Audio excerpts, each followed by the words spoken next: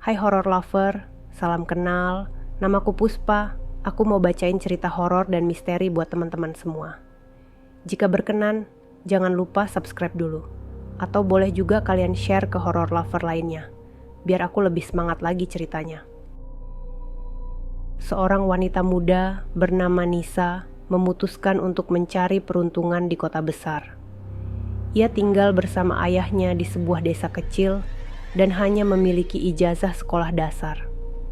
Suatu sore, Nisa sedang berbicara dengan ayahnya di depan rumah mereka. "Apa kamu yakin ingin pergi ke kota besar, Nisa? Kenapa tidak mencari pekerjaan di sekitar sini saja?" tanya ayahnya dengan suara penuh kekhawatiran. "Kerja apa, Pak? Di sini. Saya hanya lulusan SD," jawab Nisa sambil menghela napas. "Kalau saya pergi, bagaimana nasib Bapak? Siapa yang akan merawat Bapak?" Ayahnya terdiam sejenak sebelum menjawab. "Bapak paham, Nisa. Tapi kalau kamu tidak bekerja, bagaimana kita bisa hidup?" Sore itu, matahari mulai terbenam ketika seorang tetangga, Bu Siti, datang mengetuk pintu rumah mereka. Bu Siti menyampaikan bahwa ada seorang penelpon dari agen penyalur pembantu rumah tangga yang membutuhkan tenaga kerja.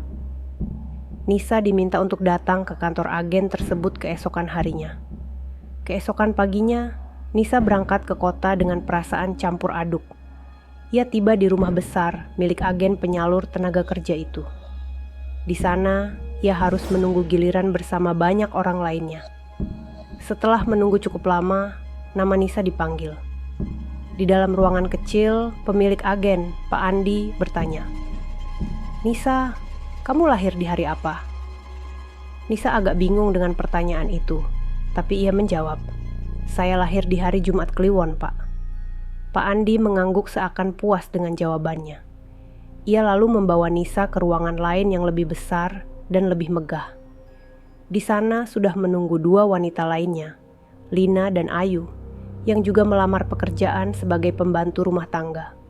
Beberapa saat kemudian, seorang wanita anggun dengan pakaian kebaya masuk ke ruangan.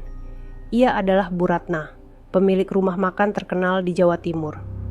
Bu Ratna menatap Nisa dengan senyum tulus. "Nama saya Ratna. Kamu mau bekerja sama saya, Nisa?" tanya Bu Ratna lembut. Nisa merasa segan dan menjawab, "Iya, Bu, saya mau." "Berapa gaji yang kamu minta?" tanya Bu Ratna lagi. Nisa ragu-ragu sebelum menjawab, 700.000, Bu. Bu Ratna tersenyum. "Bagaimana kalau saya kasih 5 juta setiap bulan?" Nisa kaget bukan main. Gaji sebesar itu sangat tidak biasa untuk seorang pembantu rumah tangga. Namun, karena butuh uang, ia menerima tawaran itu. Beberapa hari kemudian, Nisa, Lina, dan Ayu diantar ke sebuah rumah tua di tengah hutan. Mereka tidak tahu pekerjaan apa yang menanti mereka di sana.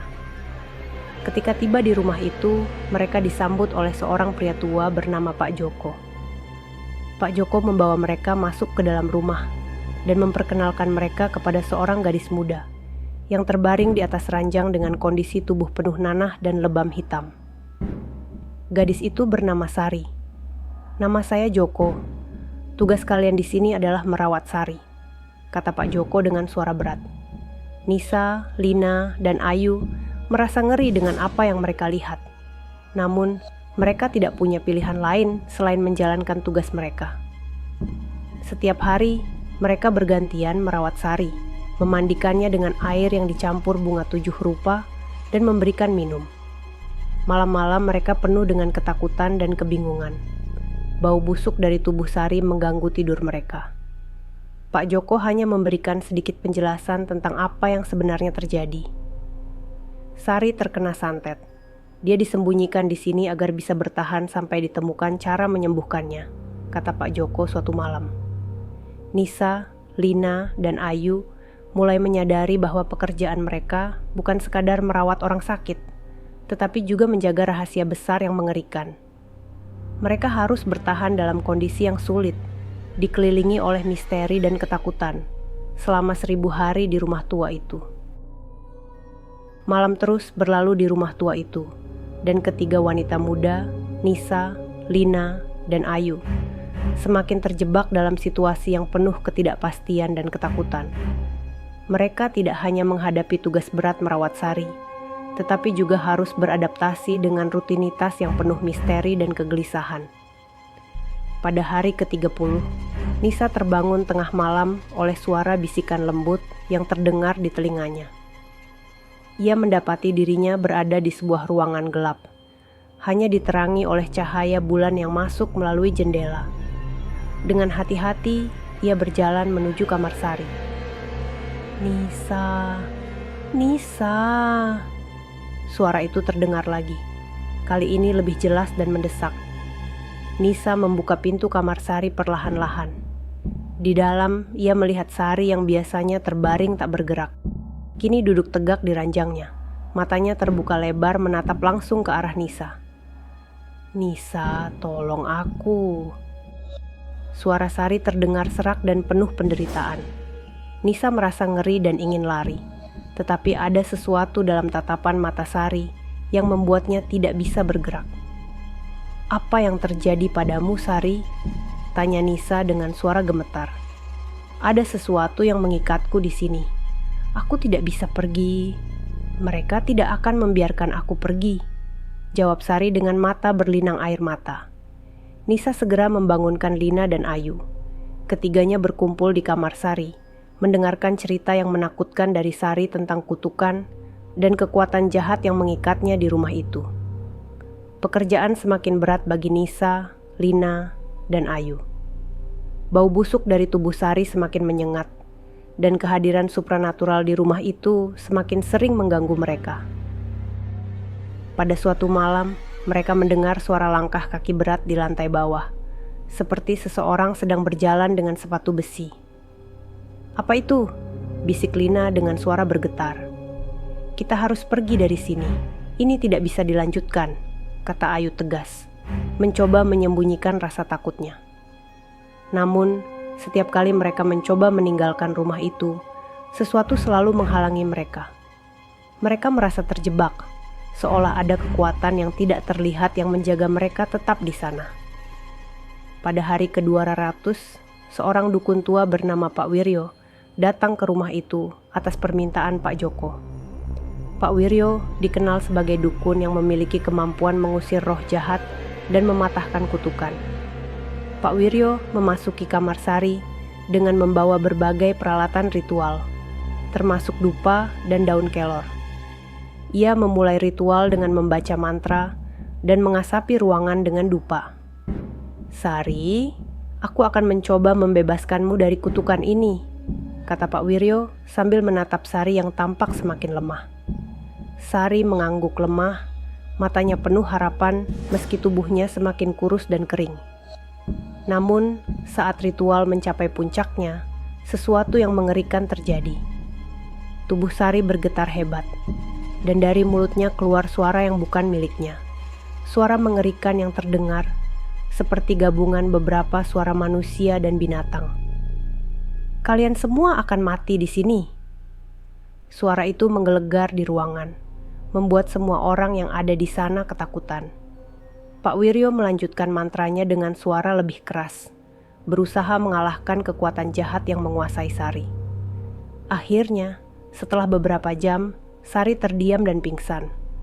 Namun, meskipun Sari tampak lebih tenang, Pak Wiryo tampak khawatir. "Ini belum berakhir. Kutukan ini sangat kuat. Kita harus mencari asal mula kutukan ini jika ingin menyelamatkan Sari," kata Pak Wiryo dengan wajah penuh kebingungan. 1 tahun telah berlalu dan Nisa, Lina, serta Ayu semakin terpuruk dalam ketakutan dan keputusasaan. Mereka mendapati diri mereka berjuang tidak hanya untuk merawat Sari, tetapi juga untuk menjaga kewarasan mereka sendiri. Suara-suara aneh, bayangan bergerak di sudut mata, dan mimpi buruk terus menghantui mereka setiap malam. Pada malam tahun baru, Nisa mendapatkan mimpi yang sangat jelas. Dalam mimpi itu, ia melihat seorang wanita tua dengan rambut panjang putih dan mata tajam, yang memberitahunya untuk mencari sebuah kotak kayu yang terkubur di bawah pohon beringin di belakang rumah. Keesokan paginya, Nisa menceritakan mimpinya kepada Lina dan Ayu. Mereka memutuskan untuk menggali di bawah pohon beringin itu. Setelah beberapa jam menggali, mereka menemukan sebuah kotak kayu tua yang terkunci. Di dalam kotak tersebut, mereka menemukan berbagai benda aneh. Rambut, kuku, foto Sari, dan beberapa jimat kuno. Pak Wiryo yang dipanggil kembali oleh Pak Joko menjelaskan bahwa benda-benda tersebut adalah bagian dari ritual santet yang mengutuk Sari. Kita harus membakar semua benda ini untuk mematahkan kutukannya, kata Pak Wiryo dengan tegas. 2 tahun telah berlalu sejak Nisa, Lina, dan Ayu mulai bekerja di rumah tua itu. Malam ini adalah malam yang ditunggu-tunggu. Mereka berkumpul di halaman belakang, mengelilingi api unggun. Pak Wiryo mulai membakar semua benda yang mereka temukan di kotak kayu. Saat benda-benda tersebut terbakar, Sari yang terbaring di kamar mulai berteriak keras, seolah-olah sesuatu yang mengerikan sedang meninggalkan tubuhnya.